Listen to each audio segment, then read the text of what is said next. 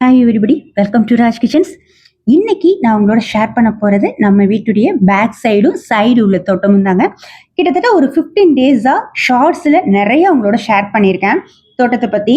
இன்னைக்கு நான் எந்த விதத்துல அமைச்சிருக்கேன் அப்படிங்கிறத மட்டும் ஒரு சின்ன வீடியோவா உங்களோட ஷேர் பண்றேன்.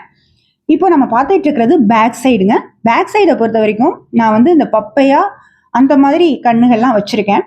பப்பையாவை பொறுத்த வரைக்கும் விதை போட்டு முளைச்சது தான் இந்த இடத்துல. 2 மரம் இருக்கும், ஆனா 2மே காய்க்கக்கூடிய மரமா இருந்தது. நார்மலா பப்பையா மரம்னு இல்லைங்க, எந்த ஒரு செடியா இருந்தாலும் சரி, அதே மாதிரி மரமா இருந்தாலும் சரி, இலைகள் வந்து பழுக்க ஆரம்பிச்சிச்சுன்னா அதை கட் பண்ணுங்க.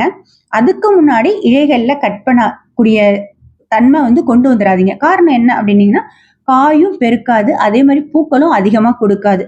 இது 2யும் மனசுல வச்சுக்கிட்டு அதுக்கு ஏத்த மாதிரி மேட்ச் பண்ணி கொண்டு வர மாதிரி பார்த்துக்கோங்க. நெக்ஸ்ட் பாத்தீங்கன்னா அதே இடத்துல கொஞ்சம் கனகாம்பர கண்ணும் அதோட பாத்தீங்கன்னா கொய்யா கண்ணு அதுவும் சின்னதா கட் பண்ணி விட்டு வளர்த்து கொண்டு வந்துட்டு இருக்கேன். நெக்ஸ்ட் இது ஃபுல்லா பாட்ஸுங்க. பாட்ஸ் ஃபுல்லா மணல் வந்து ரெடி பண்ணியிருக்கேன். இன்னும் ஃபுல்லா செடின்னு வந்து நான் இறக்கி கொண்டு வரல. பாத்தீங்கன்னா தெரியும், ஒரே ஒரு மிளகாய் கண்ணும் அதோட ஒரே ஒரு மணத்தக்காளி கண்ணும் மட்டும் தாங்க வச்சிருந்தேன். இப்போ நெக்ஸ்ட் நம்ம வந்து சைட்ல உள்ளது பார்த்துட்டு இருக்கோம். இது பேக் சைடு தான், ஆனா அந்த சைடு போர்ஷன்ஸ்ல வரும்.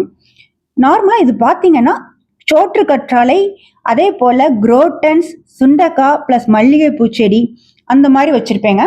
சோற்று கற்றாழைலாம் பாக்ஸ்ல வச்சிருந்த நிறைய கண்ணு சைடு பை சைடு ஃபுல்லா அவ்வளோ கண்ணு இருந்தது. அது ஃபுல்லா மண்ணில் இறக்கி விடணும் அப்படின்னு சொல்லியே இறக்கி விட்டாச்சு. ஏன்னா பாக்ஸ்ல வைக்கும் போது நமக்கு வந்து அதிக அளவுல அந்த பூரிப்பு தன்மை வரல. அதனால நான் கீழே இறக்கி விட்டு கொண்டு வந்துட்டேன். அதே மாதிரி பாத்தீங்கன்னா குரோட்டன்ஸா இருக்கட்டும், மல்லிகைப்பூ செடியா இருக்கட்டும், எல்லாமே கட்டிங்ஸ் மூலம் கொண்டு வந்தது தாங்க. இன்னைக்கு எல்லாமே அந்த அளவுக்கு தளைஞ்சு வந்திருக்கு. இப்ப நம்ம பார்த்துட்டு இருக்கிறது கருவேப்பிலை செடி உள்ள இடங்க.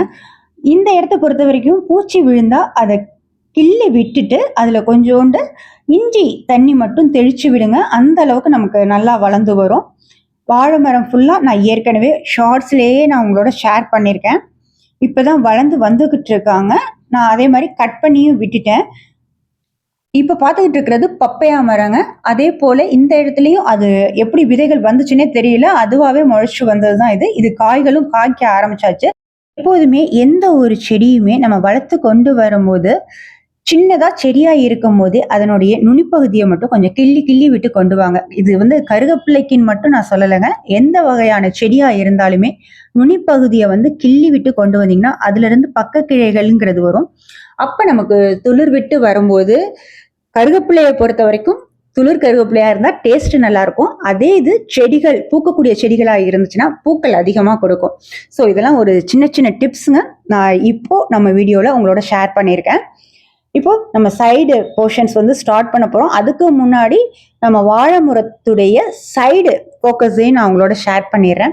ஏன்னா நான் சைடு ஃபோக்கஸும் மேக்சிமம் வந்து மீன் பண்ணி தான் கொண்டு வருவேன்.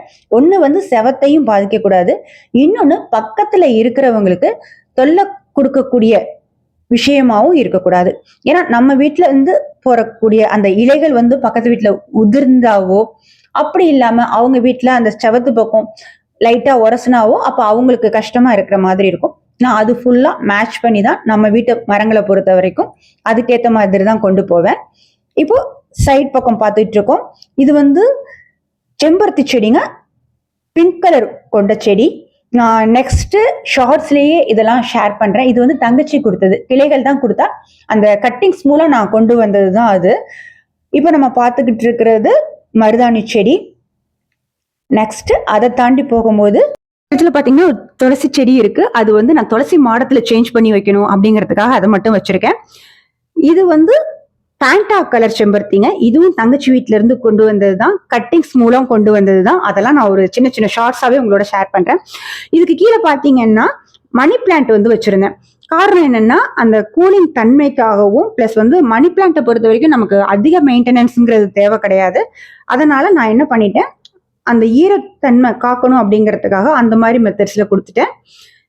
இது எல்லாத்தையும் முடிச்சுட்டு ஒரு 2 ஹவர்ஸ் வந்து வீட்டுக்குள்ள உட்காந்துருந்தேங்க. அந்த நேரத்துல பாத்தீங்கன்னா சடன்னு மழையும் பேஞ்சாச்சு. எனக்கு ரொம்ப அவ்வளோ சந்தோஷமா இருந்துச்சு தோட்டம் பார்க்கும் போது. இன்னைக்கு உங்களோட சின்னதா வீடியோவா ஷேர் பண்ணணும்னு நினைச்சேன், ஷேர் பண்ணிட்டேன். தேங்க்யூ.